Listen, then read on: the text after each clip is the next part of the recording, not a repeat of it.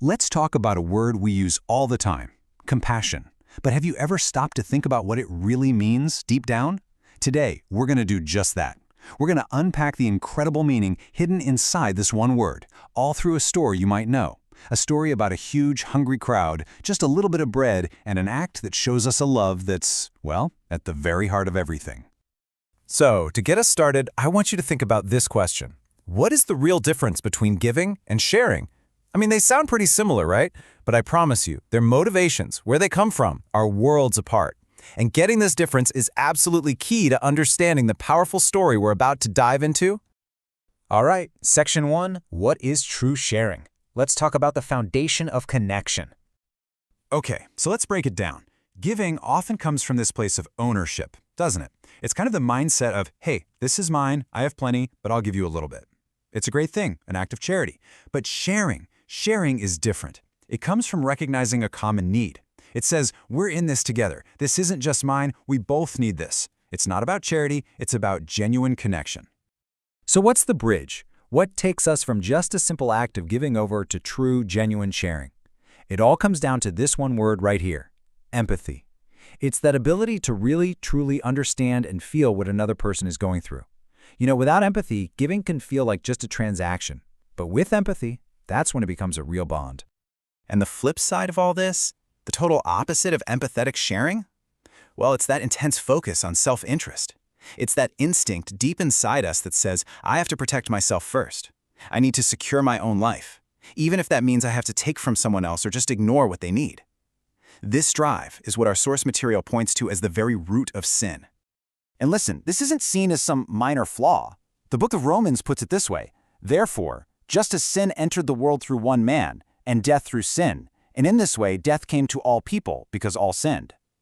So this instinct for self-preservation, it's presented as the fundamental problem of humanity, leading to a kind of spiritual death, a separation born from that very self-interest.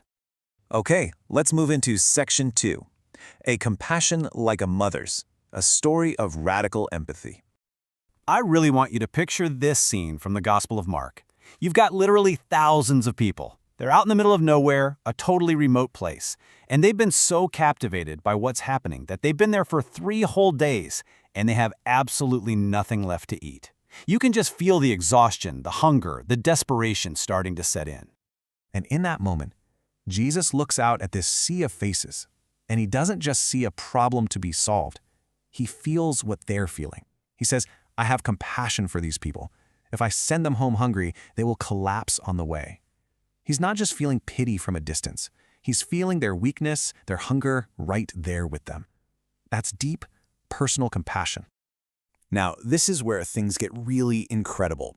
The word that's translated as compassion here has this unbelievably powerful root in Hebrew. The word is raham, which is also the Hebrew word for a mother's womb. Just let that sink in for a second. This connection paints the most vivid picture of what this kind of compassion really is. So you see, we're not just talking about sympathy. We're talking about a deep, protective, life-giving love, almost exactly like the bond a mother has for the child inside her womb. It's a love that says, your life is my life. And our source explains that this is the very nature of God, that human motherhood itself was actually designed to be a reflection of his own heart. All right, Section 3, and this is where we really get to the heart of it all. Sharing more than bread, the ultimate sacrifice. You can imagine his disciples were probably panicking. I mean, look at this. They did a quick inventory and came up with 7 small loaves of bread for 4,000 people. From any human perspective, this is just absurd. It's not just a challenge. It's completely and utterly impossible. But here's the thing. Jesus wasn't limited by their lack of food. And why not? Because, and this is so crucial, he is the creator of the world. For the one who spoke galaxies into existence, making some bread is a pretty simple task. But he wasn't there just to fix their hunger problem. He came to share something infinitely greater. He identifies himself with this powerful image. He says, I am the good shepherd. And as this verse from John's Gospel tells us, the ultimate job of a good shepherd isn't just to find food for the sheep, it's to lay down his own life for them. And this is where all the pieces come together. The ultimate act of sharing wasn't the bread. That was just a sign. The real act of sharing was Jesus, the creator of life itself, sharing his own life, to pay the penalty for our sin, that deep instinct to take from others to save ourselves. The Creator died for His creation. It is the ultimate expression of that womb-like, mother-like compassion. So that brings us to our final section, living with open hands, an invitation to compassion. Okay, so that's a huge, incredible truth, but what does it mean for us right here, right now? How can we even begin to cultivate that kind of heart in our own lives, especially in a world that's always telling us to look out for number one? Well, Scripture gives us a really practical starting point. It's empathy in action.